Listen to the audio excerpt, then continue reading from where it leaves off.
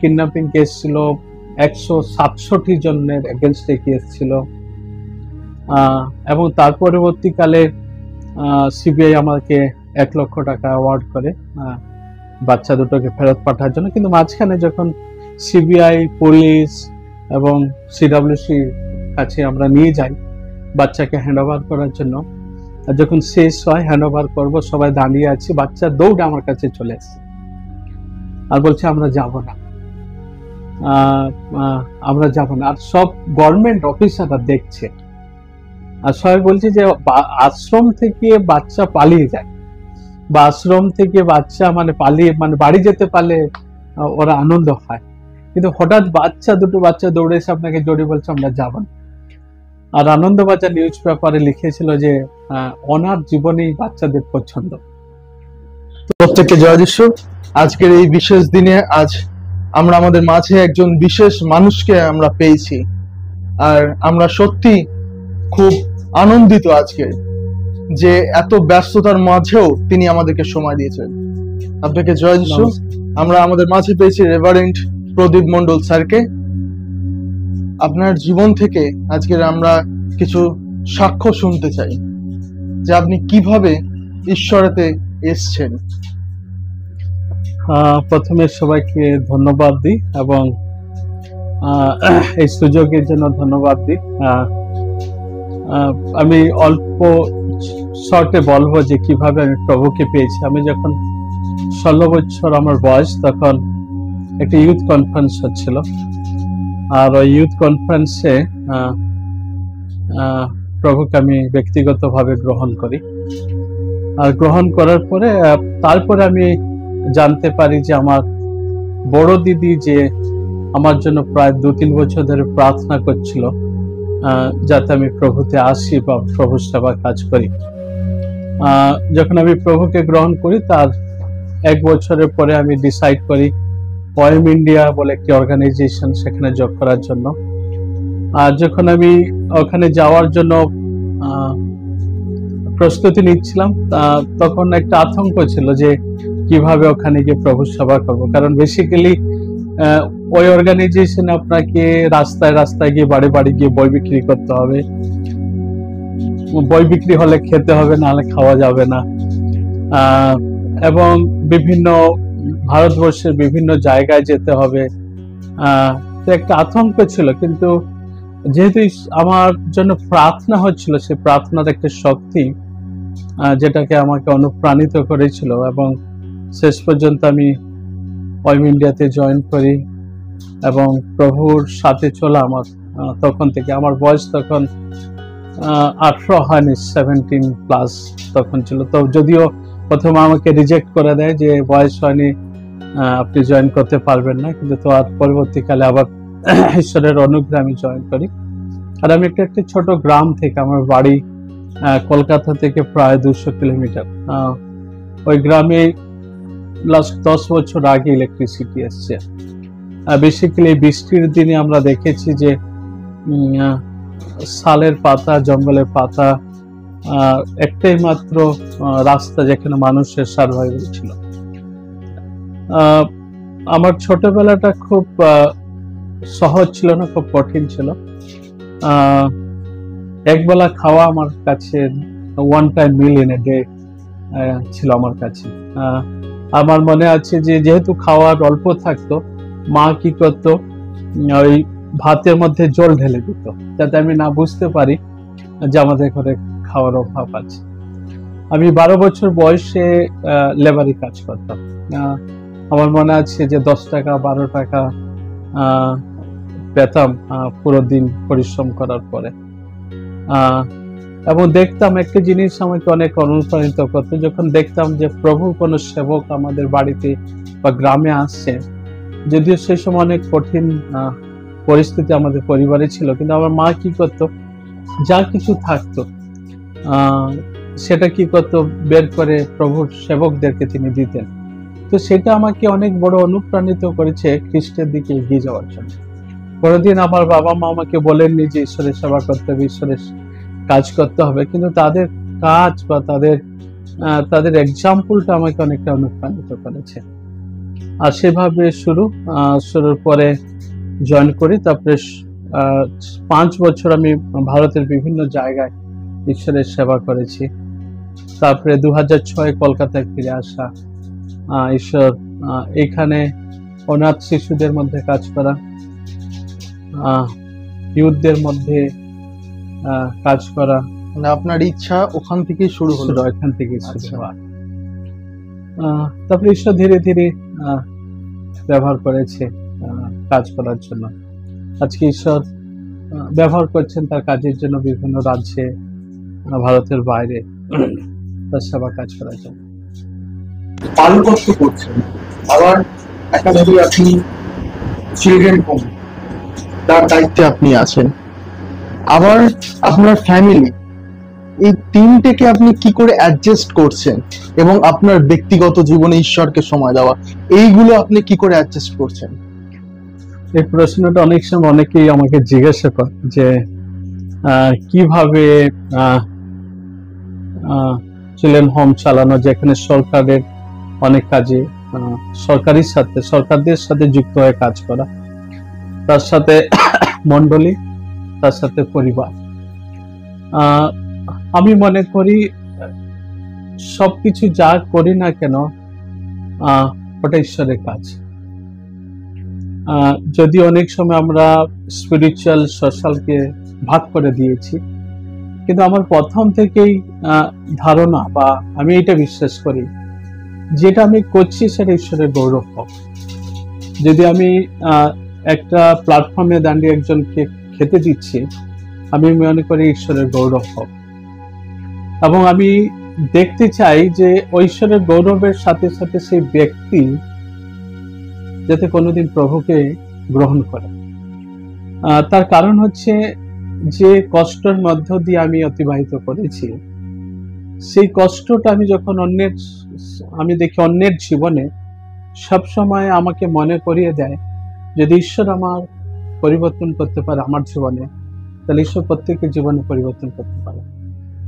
এবং পরিবার সব থেকে বড় বিষয়। এবং যখন আমরা ঈশ্বরকে মনে করি যে ঈশ্বরের কাজ বা ঈশ্বরের গৌরব করা সবকিছুর মধ্যে, তখন পরিবার, মন্ডলী এবং গভর্নমেন্টের সাথে চিলড্রেন হোম চালানো কোনো সমস্যা নেই। সবকিছুর মধ্যে মনে হয় যে ঈশ্বরের সেবা কাজ করা কোনো আলাদা নয়। যদি আমি খাচ্ছি বা বাক্য দিচ্ছি বা কাউকে শিক্ষা দিচ্ছি বা কাউকে রাস্তা থেকে তুলে আনা, সবকিছু আমার মনে হয় এটা ঈশ্বরের গৌরবের জন্য করছি। তো সেই জন্য ওটা তিনটি আলাদা নয়, আমি মনে করি তিনটি এক আর কি। যদি আমি পরিবারের সময় দিচ্ছি তাহলে ঈশ্বরের গৌরব করা আমার কর্তব্য।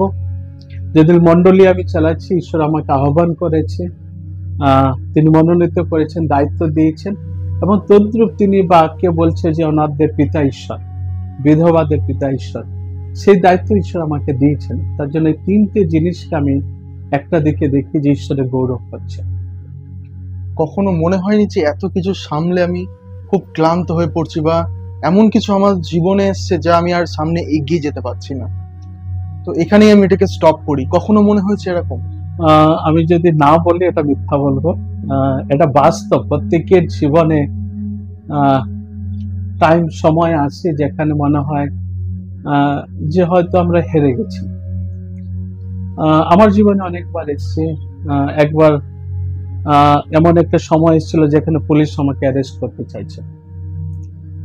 পুলিশ থানা আমার এগেনস্টে চলে গেছিল, যে কোনো ভাবে ওরা আমাকে অ্যারেস্ট করতে চাইছিল। আমি একা হয়ে গেছিলাম, আতঙ্কিত হয়ে গেছিলাম। কিন্তু দিনের শেষে যখন আমি মন্ডলীতে এসে বাক্য দেব, বাক্যের জন্য রেডি হচ্ছিলাম, আর মন্ডলীকে বলছিলাম যে আপনারা আমার জন্য প্রার্থনা করুন, কারণ 2-4 ঘন্টার পরে হয়তো আমি অ্যারেস্ট হতে পারি। যখন মন্ডলী আমার জন্য প্রার্থনা করলো, অটোমেটিক একটা শক্তি আমার ভিতরে যেমন প্রবেশ করলো, যে চিন্তা বা নিরাশ বা আতঙ্ক সবকিছু যেমন চলে গেল। এমনি অনেক ঘটনা আছে যেখানে যে কাজটা আমি করে থাকি অনেক সময় বেসিক্যালি গ্যাং লিডারদের এগেনস্টে, অনেক সময় রেস্কিউ করা বাচ্চাদেরকে। তো একটা সমাজের সাথে, একটা কালো সমাজের সাথে একটা লড়াই করা প্রতিদিন। অনেক সময় জীবনে আসে নিরাশ, আতঙ্ক, ভয়, কিন্তু দিনের শেষে যখন আমি একা বসি বা দাঁড়াই আর প্রভুর দিকে তাকাই, সেটা একটা অদ্ভুত, মানে আমি বলে বর্ণনা করতে পারবো না, এমন পরিস্থিতি অনেকবার হয়েছে, যে একটা আলাদা শক্তি ওটা। আর সেই শক্তির কথা যদি তুমি আমাকে জিজ্ঞাসা করো, আমি বর্ণনা করতে পারবো। But end of the day আমি মনে করি যে ঈশ্বরের বাক্য আমাদেরকে সবসময় শক্তি যোগায়। আর আমি প্রার্থনা করি প্রতিদিন যে ঈশ্বরের শক্তি, ঈশ্বরের বাক্য যাতে আমাকে ছেড়ে না যায়। পৌলের কথা আমার অনেক সময়, আমি পৌলের একটা শব্দ অনেক সময় আমার জীবনের জন্য ব্যবহার করি। বলছে যেখানে কি মৃত্যু, কি অসুস্থতা, যা কিছু হোক না কেন, ঈশ্বরের প্রেম থেকে তাকে আলাদা করতে পারে। অনেক সময় ওই রকম ঈশ্বরের বাক্য অনেক শক্তি যোগায় আমাকে। আর ওই নিরাশ বা একা বা হেরে যাওয়া জায়গাগুলোকে পূরণ করে দেয়। আর আমি মনে করি যতবার আমি হারি ততবার মজবুত হয়ে উঠি, যতবার পড়ে যাই ততবার আরো শক্তিশালী হয়ে উঠি কাজের জন্য। একাধারে যদি আমরা দেখি যে আপনি এতগুলো দায়িত্ব আপনি নিয়ে কিভাবে চলছেন, ঈশ্বরের দিকে দৃষ্টি রেখে আপনি চলছেন, তাহলে পালকরা আজকে যদি মনে করে যে একটা বৃদ্ধাশ্রম করবে, তাহলে সে পালকত্ব বজায় রেখে সে বৃদ্ধাশ্রম করছে, তাহলে তার মধ্যে কি কি নেগেটিভ এবং পজিটিভ পয়েন্ট হতে পারে, যে কি কি সম্মুখীন সে হতে পারবে? প্রথমে আমি তোমাকে একটা জিনিস বলবো, আমার 17 বছর অভিজ্ঞতায় আমি এটা বিশ্বাস করি যে মণ্ডলী হচ্ছে শেষ কথা সবকিছু। যদি তুমি অনাথ আশ্রম চালাও, মণ্ডলী হচ্ছে শেষ। যদি বৃদ্ধাশ্রম চালাও, মণ্ডলী হচ্ছে শেষ। যদি তুমি কাউকে খেতে দিচ্ছ, মণ্ডলী হচ্ছে শেষ কথা। কিন্তু মণ্ডলী যেটা করতে পারে আর কেউ করতে পারে। যদি মনে করে একটা পালক হিসাবে কিভাবে বৃদ্ধাশ্রম চালানো, যদি আমরা সত্যিকারে বাইবেলকে দেখি বা যদি আমরা বোঝার চেষ্টা করি, তিনি পরিষ্কার বলছেন যে বিধবাদের পিতা আমি। এবং একজন পালকের কর্তব্য সমাজের যে জায়গাগুলো অভাব আছে, সমাজের যে জায়গাগুলো অন্ধকার আছে, সমাজের যে জায়গাগুলো একজন পালকের প্রয়োজনীয়তা আছে, সেই কাজ যদি একজন পালক মনে করে যে আমি সবকিছুর মধ্যে দিয়ে ঈশ্বরের গৌরব দেখতে চাই, তাহলে সে পালকের কাছে মণ্ডলী, বৃদ্ধাশ্রম কোনো ফ্যাক্টর নেই। কারণ ও দেখবে যে মৃত্যুর পূর্বে যাতে আমি কিছু জনকে প্রভুর কথা বলবো, বা তারা শেষ নিঃশ্বাস ত্যাগ করার আগে যাতে আমি প্রভুর কথা জানাতে পারি। যারা পরিবার থেকে যাদের ছেলেমেয়েরা হয়তো রাস্তায় ফেলে দিয়েছে, বা যারা অনাহারে অনেকদিন পড়ে আছে, বা যারা তাড়িত, আজকে সব থেকে বেশি গ্রোয়িং মানে নিডস হচ্ছে যে পরিবারের বাবা মাকে বৃদ্ধাশ্রমে কেউ দেখছে না। আর সেটা আমাদের কর্তব্য, এটা আমাদেরকে ঈশ্বরের বাইবেল আমাদেরকে শেখায়, এটা আমাদের কর্তব্য। যদি আমি একজন সেবক, আমি ঈশ্বরের সেবা কাজ করি, এটা আমার কর্তব্য যে আমি সমাজের এই কাজটা করব। তাহলে আমরা যদি আমাদের চোখের সামনে অনেক সময় দেখি বৃদ্ধ বাবা মাকে মারছে, বা ছোট ছোট বাচ্চাদেরকে দিয়ে কাজ করাচ্ছে, বা বাচ্চা পাচার, এত কিছু দেখি, আমাদের কর্তব্য কি তাদের জন্য? আমরা চোখের সামনে দেখছি কিন্তু আমরা কিছু করতে পারছি না, কিন্তু আমাদের কর্তব্যটা কি? বাইবেল আমাদেরকে ন্যায়ের কথা বলেছে, কিন্তু সেই ন্যায়টা বা সেটা আমরা কোনো না কোনো জায়গায় আমাদের জীবনে বা আমাদের কার্যের ক্ষেত্রে আমরা করে থাকি না। যেটা আমাদেরকে যেটা করতে হবে, একজন পালককে আমাদের কাজ হচ্ছে ন্যায় করা প্রত্যেকটা মানুষের ক্ষেত্রে। হ্যাঁ, সেখানে অনেক চ্যালেঞ্জেস আছে। যখন আপনি পুলিশের সাথে কাজ করবেন, আমাদের এই সিস্টেমের সাথে যখন আপনি কাজ করবেন, তখন অনেক রকমের সমস্যা আসতে পারে। আর তার একটা কারণে, তার মানে নয় ওখান থেকে পালিয়ে যাওয়া, তার মানে নয় ওখান থেকে মুখ ফিরিয়ে নেওয়া, তার অর্থ হচ্ছে দাঁড়িয়ে ওটাকে দেখা, ফেস করা। যেটা জানি না আমরা, সেটা আজকে হয়তো জানি না, হয়তো একবার আমি হ্যারাসমেন্ট হব বা দুবার হ্যারাসমেন্ট হব, কিন্তু এই দুবার তিনবার হেরে যাওয়ার মধ্য দিয়ে জয় আছে। সেই জয়টা কি করবে, অনেক মানুষের জীবন ফিরিয়ে দিতে পারে। আর সেই জয়টা হচ্ছে যে শিক্ষাটা, আমি যে কর্তব্যটা আমার আছে, সেই কর্তব্যটাকে শিখে নাও, জেনে নেওয়া। অনেক পরিস্থিতি আসবে যেখানে নিয়ম কানুন অনেক রকম রয়েছে। অনেক সময় মনে হবে যে আমি তো সেবা করতেছি, এতে পালন করবো কেন? আর আমাদের একজন ভারতীয় নাগরিক হিসাবে আমাদের প্রত্যেকটা আইন আমাদের মানা দরকার আছে, এবং আইনের মধ্যে ন্যায় আছে। আবার সেই ন্যায়টাকে আমরা কি করবো? তুলে ধরবো। পুলিশ অনেক সময় কথা শুনবে না, মানে অনেক রকম সিস্টেম শুনবে না, কিন্তু যদি আমরা লড়াই করতে থাকি, লড়তে থাকি প্রতি সময়, আর এই জন্য লড়তে থাকি যে আমরা ঈশ্বরের গৌরব করতে চাইছি। আপনার লড়াইটা আপনাকে মনে হবে এটা ঈশ্বরের গৌরবের জন্য, আপনার পরাজয়টা আপনাকে মনে করতে হবে যেটা ঈশ্বরের গৌরব হবে এর মধ্য দিয়ে, তাহলে কোনো সমস্যা নেই। যদি মনে হয় যে না সম্ভব নেই, এটা না করা যাবে না, তাহলে করতে পারেন। যদি মনে হয় যে আমি আমার পরাজয়টা বা যে কাজটা আমি করছি সেই কাজের মধ্যে ঈশ্বরের গৌরব হবে, বা সেই পরাজয়টা ঈশ্বরকে গৌরব দেবে, তাহলে আমাকে করতে হবে। এর জন্য কি ঈশ্বরের একটা আহ্বান থাকাটা দরকার আছে? ঈশ্বরের আহ্বান, সব থেকে বড় আহ্বান থাকা দরকার আছে যে আমরা ঈশ্বরের গৌরব করব। এমন নয় যে আমি বৃদ্ধাশ্রম চালার জন্য আমাকে ঈশ্বর স্পেশাল কলিং করবে বা আহ্বান করবে, তার কোনো দরকার নেই। যদি আমি আমার জীবনের আহ্বান থাকি, আমি প্রত্যেকটা পরিস্থিতিতে ঈশ্বরের গৌরব করব, সেবা করব ঈশ্বরের, সেটাই যথেষ্ট। সেই আহ্বানটা শক্ত হওয়া দরকার আছে।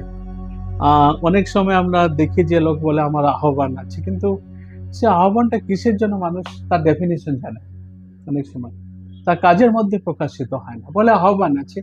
আর আমাদের আহ্বানটা কি হয়? আমাদের কার্যের মধ্যে প্রকাশ পায়। যেটা আমি করছি সেইটাই প্রকাশ করবে যে ঈশ্বর আমাকে এই কাজের জন্য আহ্বান করেছে, আর তাছাড়া আর কিছু না। জীবনের একটা এমন কোন ঘটনা যা আপনি কখনো ভুলতে পারেন, বা খুব স্মরণীয় ঘটনা? আমার অনেকগুলো ঘটনা আছে, আমি যদি বলতে থাকি একটা বই লেখা হবে। একবার দুটো বাচ্চাকে হাওড়া স্টেশনে ওরা এসেছিল, একটা অন্ধ ব্যক্তির সাথে। আচ্ছা। একটা তার বয়স 7 বছর, আর একটা ভাইয়ের বয়স 5 থেকে 6 বছর। ওর সাথে আরেকটা বোন ছিল। যখন ওরা স্টেশনে আসে তখন আমি স্টেশনে আমরা হাঁটতাম, বাচ্চাদেরকে খাওয়ানো হতো। আর তখন ওই অন্ধ ব্যক্তি আমাকে বলল যে দুটো ব্যক্তি এই বাচ্চা দুটোকে নিয়ে চলে যায়, আমরা ফিরে যাই আমাদের বাড়িতে। বললো আমরা ঝাড়খণ্ড, আমার বাড়ি ঝাড়খণ্ডে, আর এই দুটো ভাইকে নিয়ে চলে যাই। আমি বললাম ঠিক আছে, দুটো ভাইকে নিয়ে আমি চলে আসি। বছর 5-6 পরে ওই ভাই দুটোকে আমরা দুটো বাচ্চাকে জিজ্ঞাসা করতে পারি তো আমার বাড়ি কোথায়। প্রথমে ঝাড়খণ্ড, মধ্যপ্রদেশ, পাঞ্জাব, বোম্বে, দিল্লি আমাকে ঘোরাতে থাকে। হঠাৎ একদিন আমরা জানতে পারি ওর বাচ্চাটার বাড়ি হচ্ছে সাতনা, মধ্যপ্রদেশের একটি জায়গায়। আচ্ছা। এবং যখন আমরা লোকাল পুলিশ স্টেশনে আমি কন্ট্যাক্ট করি, ইমিডিয়েটলি ওরা বললো আমরা জানি না। ইমিডিয়েটলি সেদিন রবিবার ছিল, আমি ঠিক চার্চে মানে যাব, তখন সিবিআই অফিস থেকে, নিউ দিল্লি থেকে আমার কাছে ফোন আছে। আমাকে জিজ্ঞাসা করা হয় আপনি প্রদীপ মণ্ডল বলছেন? হ্যাঁ আমি প্রদীপ মণ্ডল বলছি। দিয়ে বললো আপনি আমরা আসা অবধি আপনি দুটো বাচ্চাকে কারোর সাথে দেখা করতে যাবেন? হ্যাঁ কোনো ব্যাপার নেই, আপনি আসুন। যখন উনি আসেন নেক্সট ডেতে উনি পৌঁছান আমার অফিসে, জিজ্ঞাসা করতে থাকেন আর বলেন এই দুটো বাচ্চা কিডন্যাপিং কেস আছে, হাইকোর্ট ওটা সিবিআই কে অর্ডার করেছে, ওর বাবা কিডন্যাপিং কেস লাগিয়েছে, অনেক বছর ধরে দুটো বাচ্চাকে পাওয়া যাচ্ছে না। তাই বললাম স্যার আপনি দেখতে পারেন, বুঝতে পারেন। আমি বাচ্চাদেরকে বললাম দেখে নিন কোন দুটো বাচ্চা। উনি প্রথমে চিনতে পারেন দুটো বাচ্চা, ওনার কাছে অনেক পুরনো ফটো ছিল। তারপরে সেই সিবিআই অফিস বললো যে আপনি আমাকে ডাল ভাত খাওয়ান। চলুন ডাল ভাত, আমরা বসে দুজনে আমরা বসে ডাল ভাত খাবো। আর তখন তিনি আমাকে বললেন আমি লাস্ট 4 বছর, 3 থেকে 4 বছর ভারতের বিভিন্ন আশ্রমে গেছি, এখানে আমাকে একটা আলাদা একটা অনুভব হচ্ছে, একটা আলাদা কিছু আমি ফিল করতে পারছি, আর সেই জন্য আমি আপনাকে ডাল ভাত চাইলাম। আপনি মনে করবেন না যে আমি খেয়ে আসিনি, কিন্তু আমার একটা আলাদা অনুভব হচ্ছে তো সেই জন্য বললাম আপনি আমাকে ডাল ভাত দিন, আপনার সাথে খাবো। তারপরে আমি বাচ্চা দুটো পরিচয় করে দেয়। তারপরে জানা গেল অনেক নিউজ পেপার, মিডিয়া, অনেক কেস হয়ে গিয়েছিল। তারপরে জানতে পারলাম কিডন্যাপিং কেস ছিল, 167 জনের এগেনস্টে কেস ছিল। এবং তার পরবর্তীকালে সিবিআই আমাকে 1 লক্ষ টাকা অ্যাওয়ার্ড করে বাচ্চা দুটোকে ফেরত পাঠার জন্য। কিন্তু মাঝখানে যখন সিবিআই, পুলিশ এবং সিডব্লিউসি কাছে আমরা নিয়ে যাই বাচ্চাকে হ্যান্ড ওভার করার জন্য, আর যখন শেষ হয় হ্যান্ড ওভার করবো, সবাই দাঁড়িয়ে আছি, বাচ্চা দৌড়ে আমার কাছে চলে এসছে আর বলছে আমরা যাব না, আমরা যাব না। আর সব গভর্নমেন্ট অফিসাররা দেখছে, আর সবাই বলছে যে আশ্রম থেকে বাচ্চা পালিয়ে যায়, বা আশ্রম থেকে বাচ্চা মানে পালিয়ে মানে বাড়ি যেতে পারলে ওরা আনন্দ হয়। কিন্তু হঠাৎ দুটো বাচ্চা দৌড়ে এসে আপনাকে জড়িয়ে বলছে আমরা যাব না। আর আনন্দবাজার নিউজ পেপারে লিখেছিল যে ওনার জীবনেই বাচ্চাদের পছন্দ। তো সেটা একটা আমার কাছে অনেক বড় স্মরণীয়। আর সেটা স্মরণীয় একমাত্র সেই জন্য আমি এই জন্য স্মরণীয় বলছি যে সবকিছুর মধ্যে কি আমরা ঈশ্বরের গৌরব দেখতে পাচ্ছি। ওটা আমার ক্রেডিট নয়, বা আমার দক্ষতা না, বা আমি খুব ভালো পেরেছি সেটা নয়, কিন্তু এটা আমি এক্সপেক্ট করিনি ওটা হবে। তো সেটা এটাই হচ্ছে যে যদি আমরা আমাদের কমিটমেন্ট, তুমি যেটা বলছিলে, আমাদের আহ্বান যদি ঠিক থাকে এবং আমরা ঈশ্বরের প্রতি যদি বিশ্বস্ত থাকি, তো এইরকম ঈশ্বরের মহিমা আমরা দেখতে পাবো। তো আপনার জীবনের আরেকটা খুব ভয়ঙ্কর ঘটনা শুনতে চাইছি। গুড। ভয়ঙ্কর মানে প্রতিদিন মানে প্রতি ঘন্টায় একটা ভয়ঙ্কর ঘটনা। মানে এটা কখনো বলে আসে না, ওর মধ্য দিয়ে যেতে হয়। সব থেকে একটা ভয়ঙ্কর বা স্মরণীয় বলতে পারো, বা একটা এত বছর কাজ করার একটা মানে অভিজ্ঞতা কোনোদিন মাপা যায়নি ওই ঘটনার সাথে। আচ্ছা, অনেক অভিজ্ঞতার সাথে সাথে মাপা যায়, এইরকম ঘটনা ঘটতে পারে, কিন্তু এই ঘটনাটা মাপা যায় না। আর আমি নিজে মাপতে পারিনি, বা অনেক আমার মনে আছে 2 থেকে 4 রাত্রি আমি ঘুমাতে পারিনি। একটা জায়গা, কলকাতার একটা জায়গা, সিকিউরিটি রিজনে আমি স্থানটার জায়গা মেনশন করছি না, আর আনফরচুনেটলি ওই জায়গায় আমাকে ডাকা হয় কিছুদিনের আগে, আর আমি গেছিলাম ওখানে কিছু কাজ করার জন্য বাচ্চাদের মধ্যে, এবং জায়গাটা একদম রেল লাইনের একদম কাছে।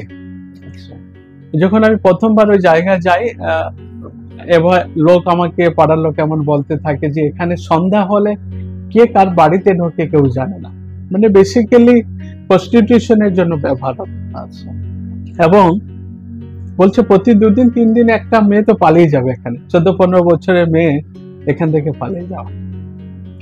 এবং তার কিছুদিনের পরে একটা ঘটনা আমি শুনতে পাই যে একটা টিউশন টিচার এই কমিউনিটিতে পড়ায়, এবং খুব নাম করা, বাবা একজন বড় নেতা, এবং ওর ওই পড়ানোর নাম করে ও কি করেছিল, ওই পুরো কাঁচ লাগানো আছে ওই রুমটা, বস্তির মধ্যে একটা পুরো কাঁচ লাগানো আছে, আর ওই কাঁচে ক্যামেরা সেটিং ছিল। তারপরে পরে যখন আমি মানে ঘটনা ঘটে একটা, যে ওইখানে ও কি করতো, মানে পর্নোগ্রাফি বা সেক্সুয়ালি অ্যাবিউজ করতো। প্রথমে আমি ভেবেছিলাম ও হয়তো পাগল আছে, কারণ 6-7 বছর 8 বছরের মেয়েদেরকে নেকেড করে মানে সেটা প্রকাশ করা যাবে, এবং একটা দুটো মেয়ের সাথে নয়, বহু মেয়েদের সাথে। এবং ও কি করতো, মেয়েরা যখন পড়তে আসতো এই বুড়ো আঙ্গুলে কোনো মেডিসিন ইউজ করতো, এবং মেয়েদেরকে কাছে দেখে আস্তে করে কি করতো, ও চোখে লাগিয়ে দিত, ও লাগিয়ে দিয়ে তারপরে ওই মেয়ের সাথে যা কিছু করার করতো। প্রথমে আমরা ভেবেছিলাম হয়তো এগুলো পর্নোগ্রাফি তৈরি করার জন্য ব্যবহার করছে, তারপরে মনে হলো না, হয়তো এডিক্টেড আছে সেজন্য করছে, এবং মানে বহু মেয়ের সাথেও করেছে। এবং যখন আমরা জানতে পাই, প্রথমে ওকে ওই পাড়ার লোক অ্যাটাক করার পরে পুলিশ আসার আগে আমরা ওর যে কম্পিউটার ছিল, কম্পিউটার থেকে ম্যাটেরিয়াল চেক করে যা যা রেকর্ডিং ছিল ওইগুলোকে কপি করে। তারপরে যখন ওটা করেনি, তারপরে যে মেয়েদের সাথে হয়েছিল সে মেয়েরা ব্যাকফুট চলে গেল, যে ওই যে লোকের বিরুদ্ধে স্টেটমেন্ট দেবে না, কারণ এতটা ভয় পেত, কারণ ওর পাড়ার একজন ডন ছিল, মানে কেউ ওর বিরুদ্ধে মুখ খুলছিল। তো আমরা বললাম ঠিক আছে দেখা যাক, এবং থানা আমার এগেনস্টে, এবং কোর্টে যখন আমরা তুলি তখন ওখানকার থানার পুলিশ মানে বলছে যে আচ্ছা আমরা কে প্রদীপ বাবু দেখে নেব, মানে কি করতে পারে, কিভাবে বাঁচাতে পারে আমরা দেখে নেব, এবং থানা থেকে বহুবার ফোন কল আসে। কিন্তু একটা জিনিস যেটা আমাদের কাছে প্রমাণ চলে এসেছিল, তারপরে একদিন আমি প্রায় ইভিনিং এ যখন ওই কমিউনিটিতে যেতাম, অনেক মেয়েদের সাথে হয়েছে, এবং কাকে বলবো, মানে যাকে দেখাবো তো মানে মানে সমস্যা তৈরি হবে। একদিন সন্ধ্যাবেলায় যখন আমি গেছি, পুলিশ অনেকবার আমাকে অ্যারেস্ট করার জন্য চেষ্টা করছে। আমি ঘরের মধ্যে বসে আছি, পুলিশ এসছে, সিভিল এসছে, তো আমাকে ঘর বন্ধ করে কমিউনিটির লক করে দিয়ে করে বাইরে পালাতো, ঘিরে রাখতো আমাকে। এমনি অনেক বহুবার হয়েছে আমার সাথে, আমাকে ভিতরে লক করে দিয়েছে, আমি বসে আছি 3 ঘন্টা 4 ঘন্টা, পুলিশ সিভিল ড্রেসে খুঁজছে আমাকে। তারপরে শেষে যখন আমরা কোর্টে তুলি ঠিকঠাক করে জিনিসটাকে প্রমাণের সাথে, তখন পুলিশ ব্যাক ফুটেজ শুরু করলো। এবং তারপরে আমি অনেকবার বাড়িতে গিয়ে করে মায়েদের সাথে কথা বলে, দেখুন যে আপনার মেয়ের সাথে যেটা হয়েছে, আপনি যদি এটার বিরুদ্ধে না দাঁড়ান তাহলে কি হবে, আরো একজনের সাথে করে, যদি আপনি না দাঁড়ান হয়তো আরো অনেকজন মেয়ের সাথে ওটা হবে, আপনাকে দাঁড়াতে হবে এর বিরুদ্ধে। এবং যে ঘটনাগুলো ঘটেছে, ওই যে মানে যে পেনড্রাইভ থেকে যেটা আমরা কপি করেছি, যারা দেখেছে তখন বাবা মারা সামলাতে পারেন, তখন বাবা মারা ওর প্রতিবাদ করতে শুরু করে। তারপরে পরবর্তীকালে 3 বছর জেল হয় ছেলেটিকে। কিন্তু এই জিনিসটা এত সহজ ছিল না, জিনিসটা খুব কঠিন ছিল।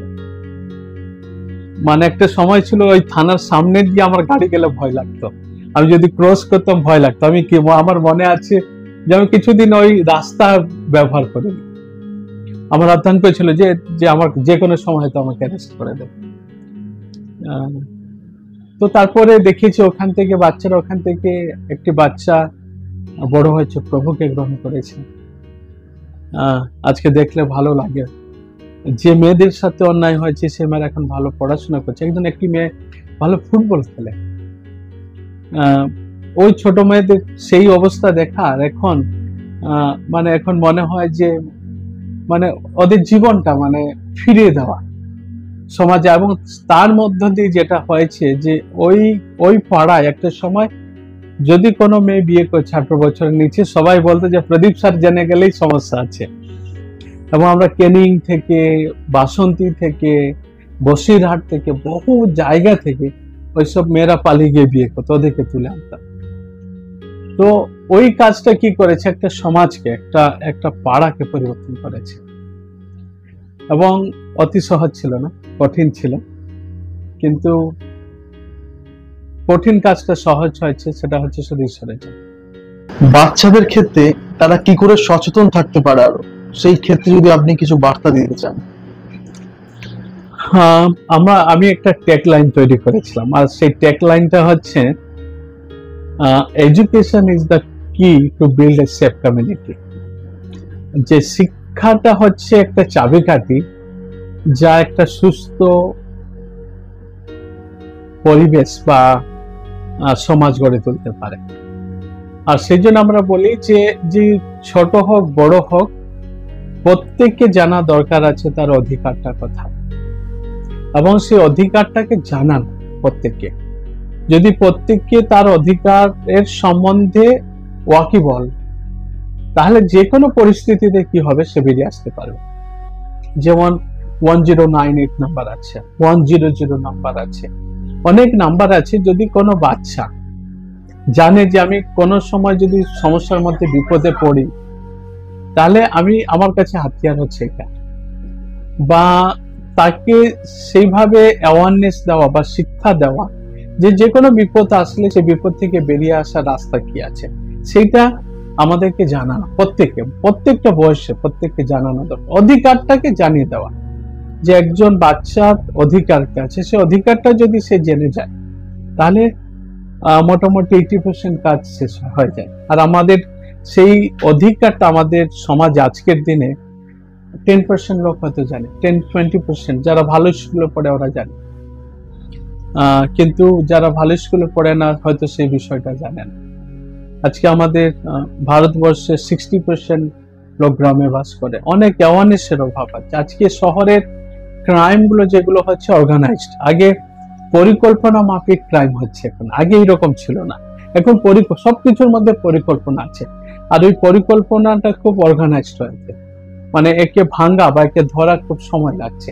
তো সেই জন্য তার জন্য হাতিয়ার হচ্ছে যে প্রত্যেকটা শিশুকে তার অধিকার সম্বন্ধে জানিয়ে দেওয়া বা তাকে সচেতন করা। যদি প্রত্যেকে সচেতন হয় তাহলে কোনো সমস্যা নেই। এবং আমি বলবো ইউথদেরকে, যারা সমাজের ইউথ আছে, আমরা এমন একটা দিকে হাঁটছি এখন যেখানে অ্যাডিকশন খুব হাই, বাট আমি বলবো যে ইউথরা সমাজকে পরিবর্তন করতে পারে। ইউথদের হাতে সেই শক্তি আছে, সেই পাওয়ার আছে যে সমাজকে পরিবর্তন করতে হলে, যেমন আমি বলছি শিক্ষা সমাজকে একটা সুস্থ সমাজ গড়ে তুলতে পারে, এবং ইউথরা একটা সুস্থ সমাজ গড়ে তোলার তাদেরও ভার আছে। ইউথদেরকে ইনভলভ করা, ইয়ং জেনারেশন যত ইনভলভমেন্ট হবে তত ক্রাইম, তত সমস্যা, তত সবকিছু হবে আস্তে আস্তে কম হতে থাকবে। সুন্দর অভিজ্ঞতা আমরা জানলাম আপনার থেকে, খুব ভালো লাগলো আমাদের যে আপনি আজকের আমাদেরকে সময় দিয়েছেন। অসংখ্য ধন্যবাদ আপনাকে। আর আমি শেষে বলতে চাই, একটি প্রার্থনা দিয়ে আপনি শেষ করুন। Thank you. আসুন আমরা প্রার্থনা করি। মঙ্গলময় পিতা প্রভু, তোমায় ধন্যবাদ দিই, তুমি অনুগ্রহকারী, তুমি রাজাদের রাজা, স্বর্গ তোমার সিংহাসন, পৃথিবী তোমার পাদপীঠ প্রভু। তুমি সৃষ্টির আমাদেরকে স্রষ্টা রূপে বেছে নিয়েছিলে, তাই তোমায় ধন্যবাদ দিই। যখন তুমি প্রত্যেকটা সৃষ্টির আমাদেরকে স্রষ্টা রূপে নিয়েছো প্রভু, আমাদের কর্তব্য পালন করতে তুমি সাহায্য করো প্রভু। প্রভু আমাদের যে দায়িত্ব, সে দায়িত্ব পালন করতে তুমি আমাদেরকে সাহায্য করো। প্রত্যেকটি ক্ষেত্রে পরিস্থিতিতে প্রভু, সমাজের অন্ধকারের জায়গায় যাতে আমরা তোমার গৌরব করতে পারি, তুমি আমাদেরকে সাহায্য করো প্রভু।